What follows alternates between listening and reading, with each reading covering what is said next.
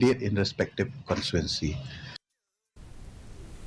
Kynhun Myntri ke Jhadc la Pynkhreh ke por met Pynlong ke Ilekshon ka KHASI Hills Autonomous District Council ba Jhadc Hills Autonomous District Council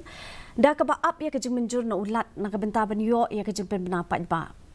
Myntri rang ba ke jelau korek ke sang ma ula banjur ya ke jing shim khia jo ke sarkar ban wan ra ke jing khoj bat ban pet bnia bha ha ke rukom je nong mi khmat But she siem bela menjur ke sarkar kan sepelat ya ke taring berpura ke bapen I ke sinjam ke bokongsan ha ke ban pensuk ya ke sinsyar pai ba apo ke jela. Decided that on the schedule for the conduct of the elections to the KHASI Hills Autonomous District Council and the Jhadc Hills Autonomous District Council,